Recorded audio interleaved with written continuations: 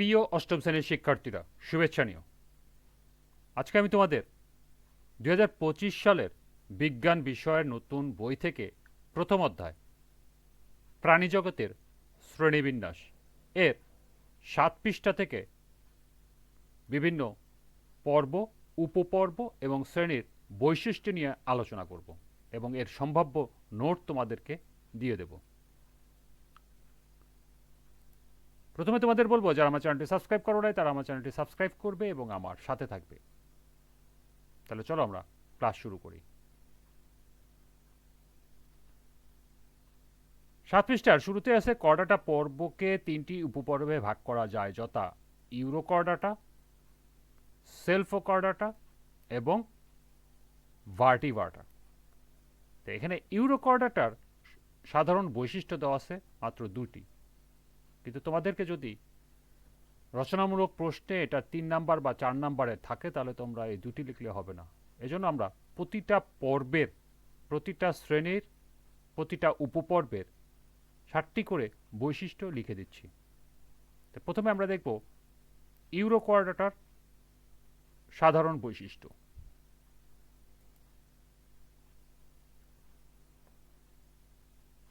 Urochordata উপপর্বের সাধারণ বৈশিষ্ট্য নিম্নে উপস্থাপন করা হলো। 1.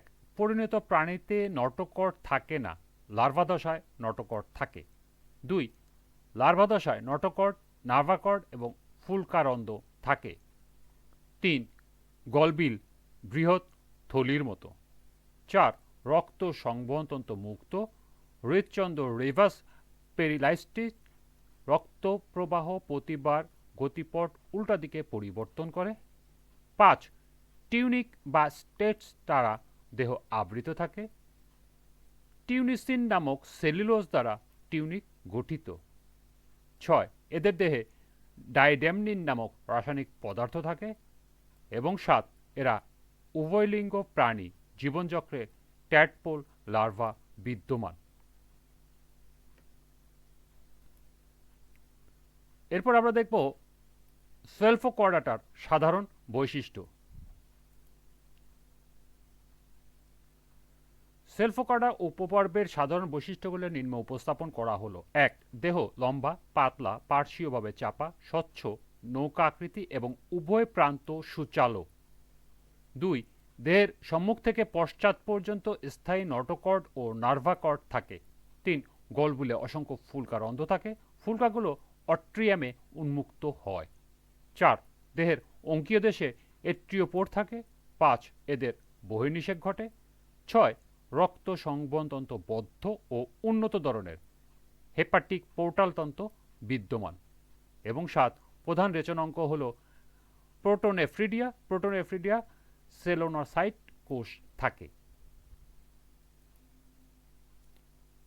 এরপর আমরা দেখব ভার্টিবার্টার উপপর্বের বৈশিষ্ট্য।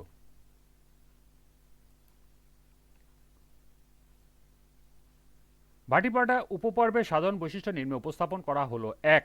এদের নটোকর্ডটি মেরুদণ্ড দ্বারা স্থাপিত হয়। 2. ফাঁপা স্নায়ুরজ্জুর অগ্রভাগ মস্তিষ্ক এবং পশ্চাৎভাগ সুষমাকাণ্ড গঠন করে। 3. পার্শ্বীয় জোড়া পাখনা অথবা পদ এদের চলনাঙ্গ হিসাবে কাজ করে। 4. রক্ত সংবহনতন্ত্র বদ্ধ ধরনের, ইয়া পেশিবহুল, হৃৎপিণ্ড, রক্তনালী ও লাল রক্ত বা হিমোগ্লোবিন যুক্ত দ্বারা গঠিত হয়। 5. মস্তিষ্ক করটিকা দ্বারা সুরক্ষিত থাকে। মস্তিষ্কে 10 থেকে 12 জোড়া ক্যারোটিক স্নায়ু থাকে। 6. অস্থি ও তরুণাস্থি নির্মিত অন্তর্কঙ্কাল রয়েছে। অন্তর্কঙ্কাল নিউরাল ক্রেস্ট থেকে সৃষ্টি। এবং 7. দেহে ত্বকীয় গ্রন্থি, পলক, আইস, নখ, লোম, শিং, খুর প্রভৃতি বিদ্যমান। এই ছিল ভার্টিবার্টার উপপর্বের বৈশিষ্ট্য। এরপরে দেখো, এই ভার্টিবার্টা উপপর্বের প্রাণীরা মেরুদণ্ড প্রাণী হিসাবে পরিচিত। গঠন ও বৈশিষ্ট্যের ভিত্তিতে মেরুদণ্ড প্রাণীদের 7টি শ্রেণীতে ভাগ করা হয়েছে। এখন আমরা দেখব মেরুদণ্ডী প্রাণী 7টি শ্রেণীতে ভাগ করা হয়েছে এবং প্রতিটা শ্রেণীর নাম এবং এদের সাধারণ বৈশিষ্ট্য। প্রথমেই আছে সাইক্লোস্টোমাটা। সাইক্লোস্টোমাটা কি এবং সাইক্লোস্টোমাটা সাধারণ বৈশিষ্ট্যগুলো কি সেগুলো আমরা দেখে নিই।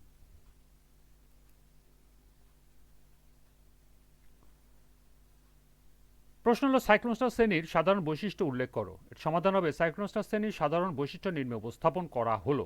১. শরীর লম্বা ও বাইন মাছের মতো। ২. এদের শরীর জোড়া অ্যান্ডিপসবিহীন কোনো পিলহা নেই, অ্যাপেন্ডিক্সবিহীন কোনো পিলহা নেই।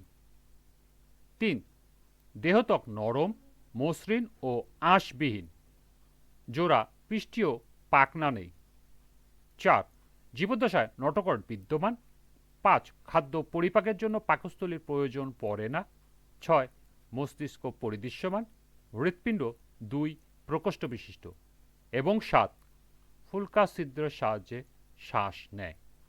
এই হলো সাইক্লোস্টোমা শ্রেণীর সাধারণ বৈশিষ্ট্য। এরপরে দ্বিতীয় শ্রেণী হলো কন্ড্রিকথিস। চলো এখন আমরা কন্ড্রিকথিস শ্রেণীর সাধারণ বৈশিষ্ট্যগুলো বিস্তারিত দেখে নিই।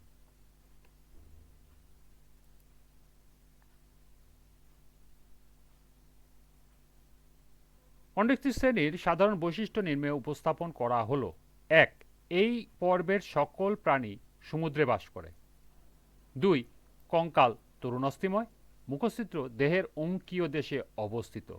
৩. দেহ প্ল্যাকয়েড আঁশ দ্বারা আবৃত, মাথার দুই পাশে ৫ থেকে ৭ জোড়া ফুলকা ছিদ্র থাকে। ৪. কানকো থাকে না, লেজের দুই অংশে ভিন্ন আকৃতির অর্থাৎ হেরোসোটোকাল। ৫. মুখছিদ্র এবং নাসারন্ধ্র অঙ্কীয় তলে অবস্থিত, চোয়ালে অসংখ্য সারিবদ্ধ প্ল্যাকয়েড দাঁত থাকে। ৬. পাকস্থলী সর্পিল কপাটিকাযুক্ত অন্ত্র এবং চর্বিযুক্ত যকৃৎ থাকে। এবং ৭. এদের হৃৎপিণ্ড ২ প্রকোষ্ঠ বিশিষ্ট এবং ভেনাস হার্ট নামে পরিচিত। এই ছিল কন্ড্রিকথিস শ্রেণীর সাধারণ বৈশিষ্ট্য। তোমরা এগুলো এখান থেকে নোট করে নিতে পারো। এরপর শ্রেণী ৩ অস্টিকথিস। আজকের ক্লাসটি এ পর্যন্তই। পরবর্তী ক্লাসে শ্রেণী ৩ থেকে সাধারণ বৈশিষ্ট্যের সমাধান করে দেব। সবাইকে আবারও বলছি, যারা আমার চ্যানেলটি সাবস্ক্রাইব করো নাই তারা আমার চ্যানেলটি সাবস্ক্রাইব করবে এবং আমার সাথে থাকবে। সবাইকে পরবর্তী ক্লাস দেখার আমন্ত্রণ জানিয়ে আজকের মতো আমি এখানেই বিদায় নিচ্ছি। আল্লাহ হাফেজ।